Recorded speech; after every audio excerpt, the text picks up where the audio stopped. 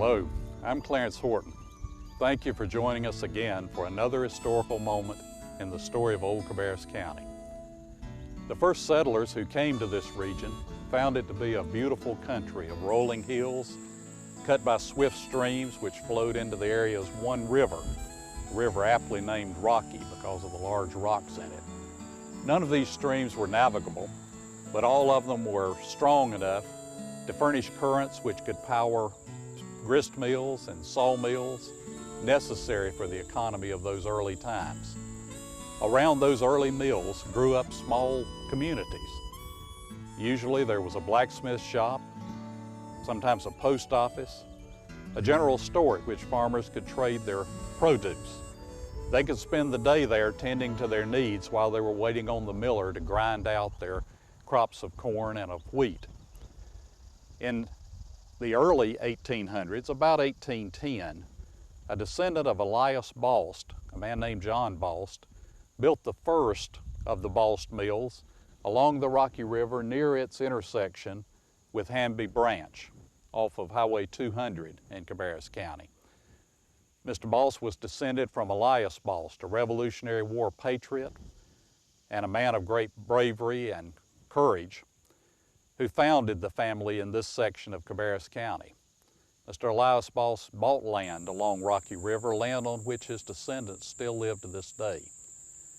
The first mill that John Bost built in about 1810 was a great success. By 1850, according to the census, it was producing some 1,600 barrels of flour and about 2,500 bushels of cornmeal. But the great success of the mill began in the 1870s when Martin L. Bost, John's son, built the second and present mill building you see behind me here. That mill was a great success. Soon there was a small village in the area. A blacksmith shop was built there, a post office, a general store run by the Bost family. Later a cotton gin was built and operated with steam power until 1938. During the closing decades of the 19th and the early years of the 20th century, the old Bost Mill site was a favorite destination for Concord's young people, at least for those who were brave enough to endure the 4.5-hour wagon ride from Concord, which began at daybreak and which ended on the beautiful meadows and beaches of Rocky River, where the youngsters spent a day engaged in great fishing from the mill dam, rowboat rides, and playing baseball on the meadow. They all brought a picnic lunch, of course. Home-cooked chicken, hard-boiled eggs, homemade cakes and pies and breads.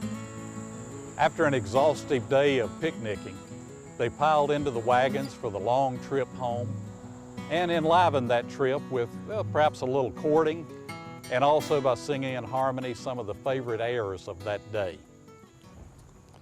Unfortunately, catastrophic rains and flooding in 1908 destroyed or partially destroyed many of the old grist and sawmills in Cabarrus County. The Bost Grist Mill itself was lifted off its foundation and the structure partially destroyed. The Bost family elected to rebuild, however, as the mill had been profitable and served its community well for so many years. By 1913, they had rebuilt the mill structure itself and moved it far away from the river and from any future flooding. The mill continued to operate until about 1920, when profits began to dwindle.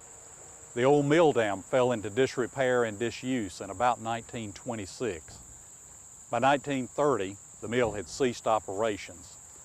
The old steam-powered cotton gin, however, continued to operate until about 1938, when it too was replaced by more modern technology.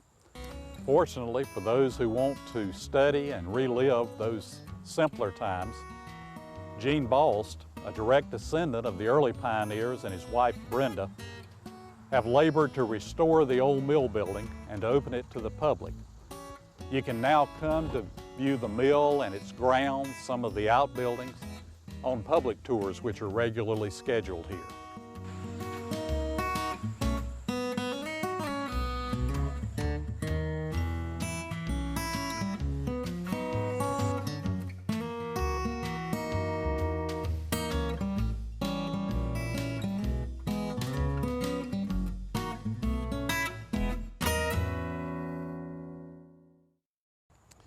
Highway 200, which runs today by the old Bost Mill site south to Georgetown and to the Reed Gold Mine, carries traffic today at speeds which would have been unbelievable to the horse and wagon days of the early 1900s, when youngsters came from Concord at 2 miles per hour to view the sights of the mill. However, if you listen closely, during the lulls in the traffic, it's easy to imagine that you hear the sounds of tired youngsters headed home in a wagon bed, singing in harmony the airs of another day. Goodbye, my lover, goodbye, my old Kentucky home, and the always beautiful in the evening by the moonlight. Thank you for joining us here down by the river. We hope to see you again real soon.